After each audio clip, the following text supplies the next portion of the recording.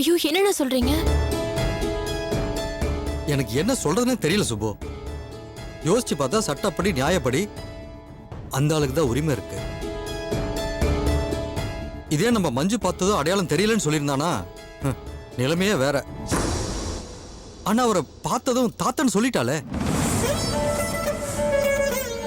இப்போ குழந்தைய கொடுக்க மாட்டோம் நம்ம சொல்றது எவ்வளவு நாளைக்கு தாங்குன்னு எனக்கு புரியலம்மா. அண்ணே, நான் வேணா மஞ்சு கிட்ட பேசுறேன். அண்ணி அவளுக்காகப்பட்ட கஷ்டத்தை எல்லாம் நான் எடுத்து சொல்றேன். அண்ணிய விட்டு அவ போயிட்டான்னா அப்புறம் அண்ணியோட உயிரே போயிடும் அவகிட்ட சொல்றேன். அண்ணே, மஞ்சு போக மாட்டாண்ணே. அந்த நிலைமை எனக்கு புரியுது சுபோ, எனக்கும் தெரியும். ஆனா பெத்த தாய்க்கு உடம்பு செல்லன்னு தெரிஞ்சா அந்த குழந்தை மட்டும் என்னமா செய்யும்? அதுவும் செத்தே போயிட்டான்னு நினைச்சிட்டு இருந்த தான் அம்மா உயிரோட இருக்கிறான்னு தெரிஞ்சா கட்டாயப்படுத்தி இருக்க வைக்கலாம் தான். ஆனா காலத்துக்கு அது சரிப்பட்டு வராதுமா.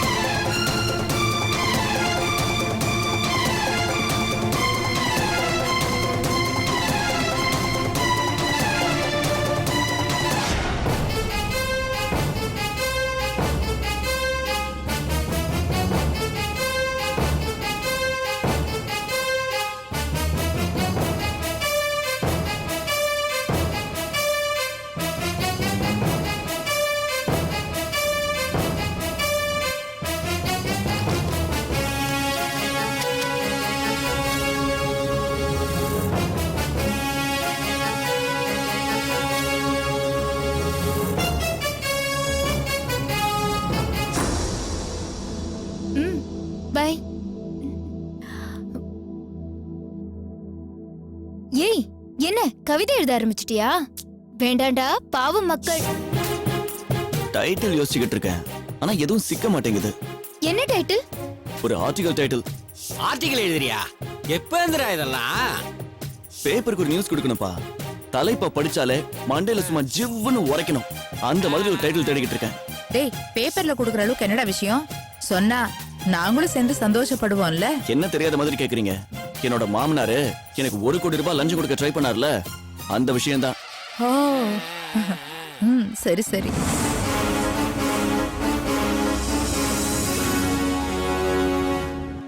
அப்பா, என்ன இது சரியா இருக்குமான்னு யோசிச்சு பாருங்க. எதுவுமே சொல்லாம நான் எப்படா யோசிக்கிறது? மாப்பிள்ளைக்கு 1 கோடி விலை பேசிய எம்பி. டைமிங் எல்லாம் கரெக்டா தான் இருக்குது, ஆனா அர்த்தம் மிஸ் ஆகுதேடா. உங்க மாமனாரோட சொத்தெல்லாம் ஒரேடியா விலை பேசுற மாதிரில தெரியுது. அதை விடுங்க, இது ஓகேவான்னு சொல்லுங்க. மருமகனுக்கு 1 கோடி, பெண்ணிற்கு மறுபுருஷன். எம்பி மாமனாரின் எமக்காதக லீலைகள்.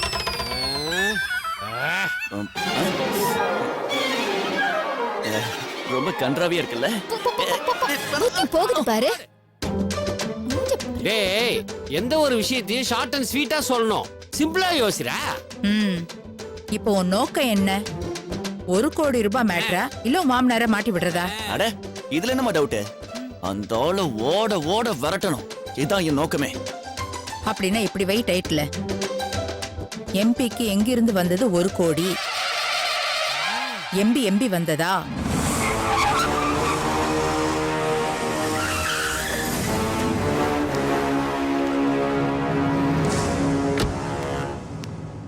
ஆளா சூப்பர். இப்படி டைட்டில் வச்சா இன்கம் டாக்ஸ் காரங்க பாப்பாங்கல்ல. எம்பிக்கு அங்க இருந்து வரும்ல ஆப்பு. மா சூப்பர்மா சூப்பர். உண்மையிலேயே கிரேட்மா. உன் ரேஞ்ச் என்னன்னு காட்டிட்டமா. வாழகட்ட ஜென்மங்களா.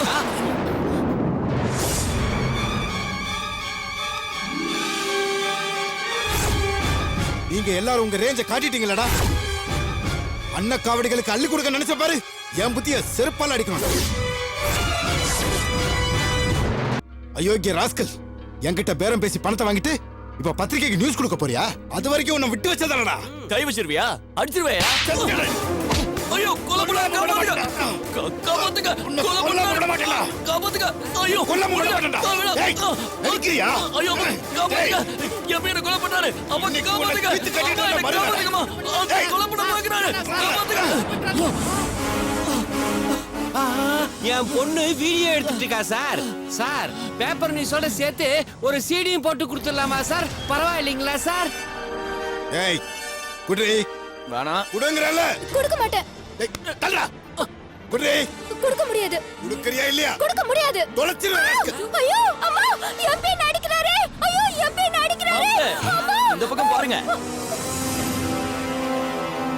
மாம்சே, இளம் பெண்ணிடம் தகாத முறையில் நடந்து கொள்ள முயலும் எம்பின்னு பிளாஷ் நியூஸ் வரும். பரவாயில்லையா?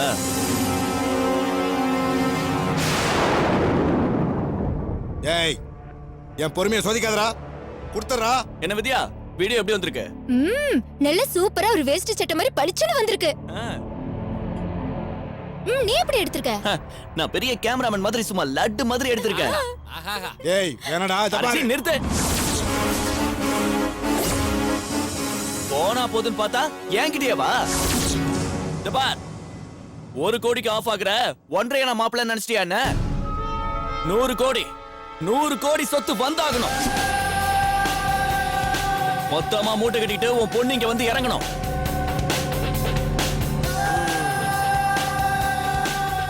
ஒழுங்கா இதுக்கு வழி பண்ணனா நீ பொழைச்ச. இல்லனா நீயும் பொழைக்க மாட்ட, உன் பதவியும் பொழைக்காது.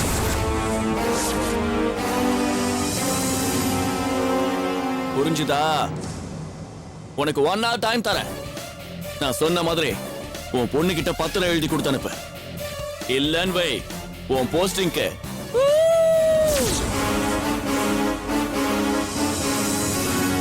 உன் எம்பி போஸ்டிங்க்கு சங்குதான் சொல்ல வராரு. ஓகேவா?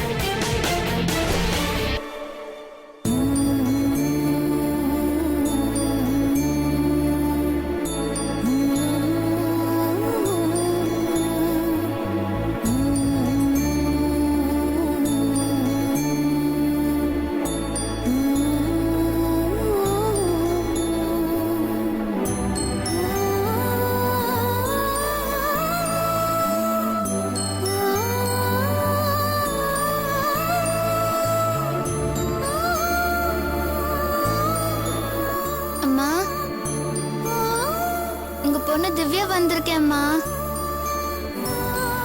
அம்மா என்ன பாருமா, என் கூட பேசுமா. நான் திவ்யா வந்திருக்கேம்மா.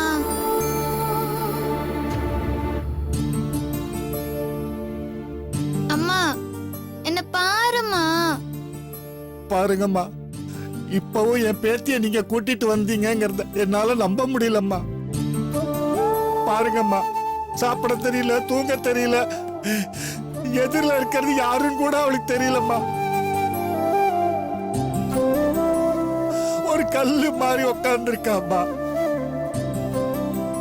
எந்த பொண்ணு இல்லாம இவன் இந்த நிலைமைக்கு ஆளானாலோ அந்த பொண்ணு எதிர வந்து உட்கார்ந்து கதறி கதறி கூப்பிடுறா. அப்ப கூட இவளுக்கு அடையாளம் தெரியலம்மா. அம்மா நான் திவ்யா வந்திருக்கேம்மா. உன் பொண்ண நீ பார்க்க மாட்டியா?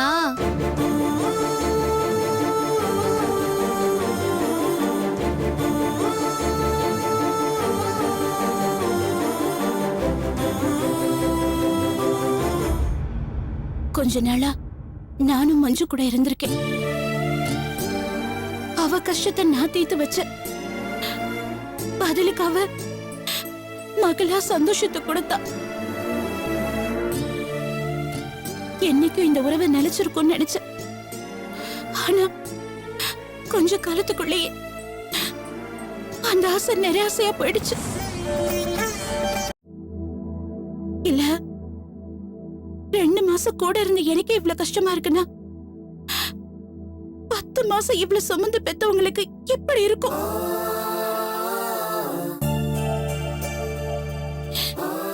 என்னோட சுயநலத்துக்காக ஒரு தாய்கிட்ட இருந்து இவ்வளவு பிரிக்கிறது எவ்வளவு பெரிய பாவம்னு எனக்கு தோணுச்சு. அதான் மஞ்சுவை நான் இங்க கூட்டிட்டு வந்துட்டேன். அதான் அவளை உங்ககிட்ட ஒப்படைக்க வந்துட்டேன். இனிமே உங்க பொறுப்பு. அம்மா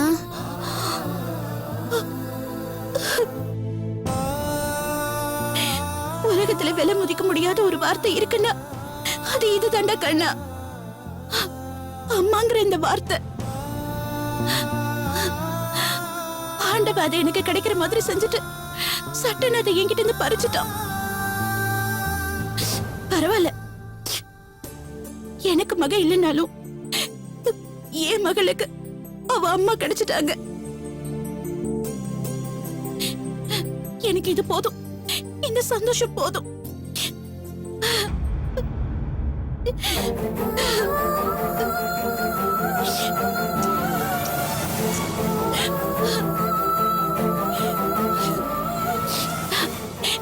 இது பாரு, அம்மாவை நல்லபடியா பாத்துக்கோ. தாத்தா சொல்ற மாதிரி நடந்துக்கோ, சரியா? நான் போயிட்டு வரேன். அம்மா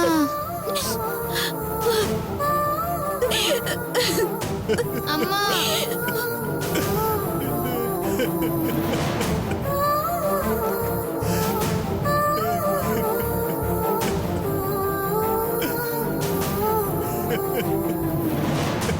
அம்மா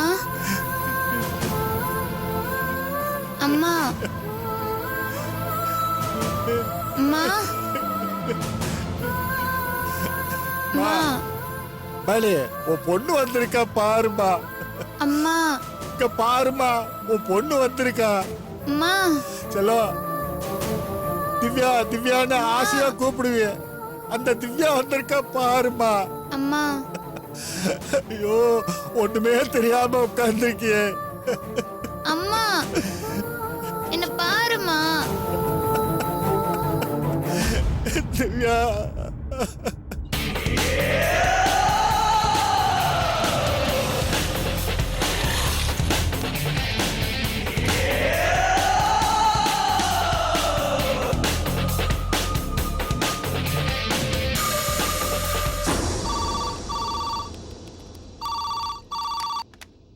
எஸ், இன்கம் டாக்ஸ் ஆபீஸ். வணக்கம் சார், என் பேர் விஜய், சென்னையில இருந்து பேசுறேன்.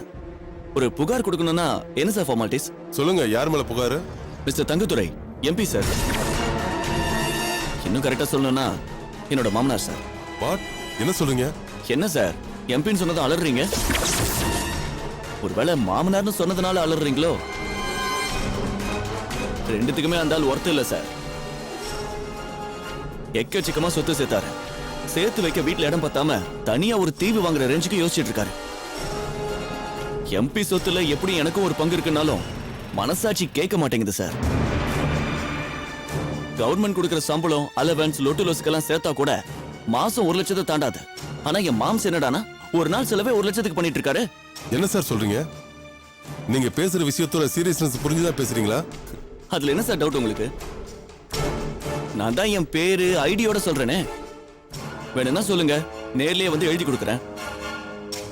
எம்பி தங்கதுரை வருமானத்துக்கு அதிகமா சொத்து சேர்த்திருக்காருங்கிறது என்னோட கம்ப்ளைண்ட். சிட்டிக்குள்ள 4 பங்களா, தூத்துக்குடியில 17 உப்பளம், 20 லாரி, 30 கால் டாக்ஸி, 400 ஆட்டோ அவருக்கு ஓடிக்கிட்டு இருக்கு சார். இதெல்லாம் இல்லாம திருச்சி பக்கம் 450 ஏக்கர் நிலம் இருக்கு சார். இப்போ மலேசியால ஏதோ பிசினஸ் தொடங்க போறதா பேச்சு அடிபடுது சார்.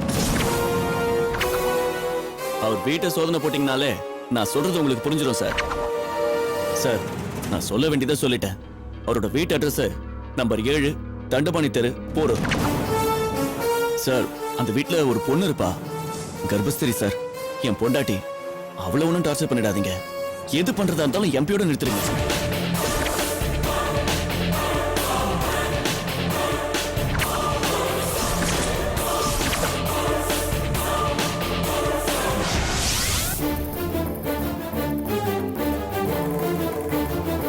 வந்தா உடனே சொல்லுங்க. ஆமாங்க, ரொம்ப தேங்க்ஸுங்க. அண்ணா, அக்கம் பக்கத்துல எல்லா வீட்லயும் விசாரிச்சுட்டா அண்ணி எங்க போனாங்கன்னே தெரியல. நானும் எனக்கு தெரிஞ்ச எல்லா இடத்துலயும் ஃபோன் பண்ணிட்டேன். எல்லாரும் வரலன்னு தான் சொல்றாங்க. இவ எங்க போனானே தெரியல சுப்பு. எனக்கு பயமா இருக்கு. மஞ்சு வேற கூட்டிட்டு போயிருக்காங்கண்ணா. அதான் இப்ப பிரச்சனையே. ஒரு வார்த்தை சொல்லிட்டு போயிருக்கலாம்ல.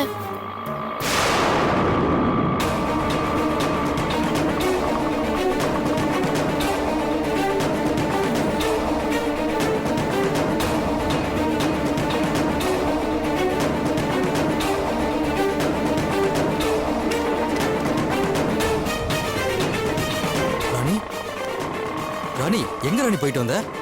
ராணி, மஞ்சு எங்க?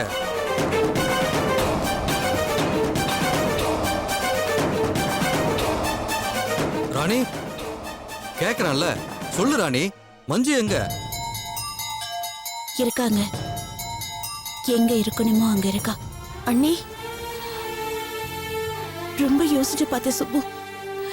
அன்னைக்கு போலீஸ் ஸ்டேஷன் போயிட்டு உங்க அண்ணன் உங்ககிட்ட என்ன சொன்னாரோ அதெல்லாம் நான் கேட்டேன்.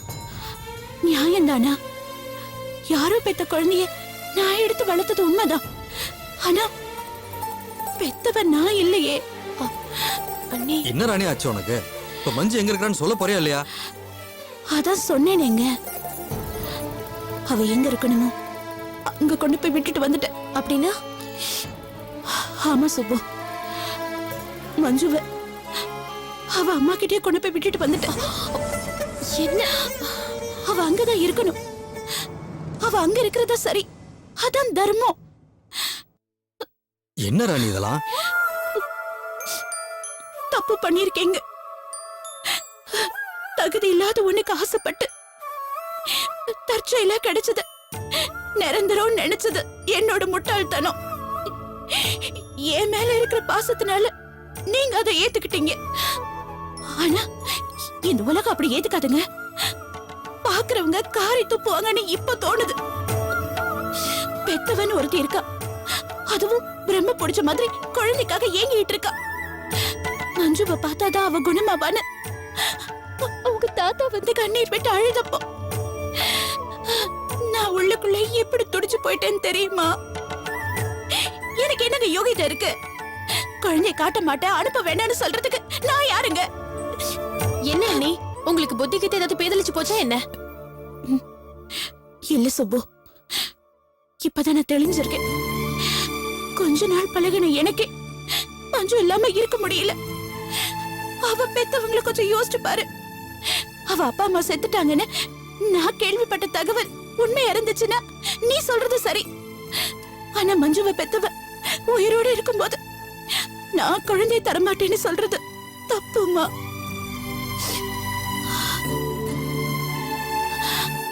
ராணி நான் உணர்ச்சி வசப்பட்டு இதை செய்யல. நிதானமா யோசிச்சுதான் செஞ்சிருக்கேன். எதை செஞ்சா எல்லாருக்கும் நல்லதோ அதுதான் நான் செஞ்சிருக்கேன். உங்களுக்கு தப்புன்னு தோணுச்சுன்னா தயவு செஞ்சு உங்களை நீங்க மாத்திக்கோங்க. ஆனா நான் செஞ்சது தப்புன்னு என்கிட்ட சொல்லாதீங்க.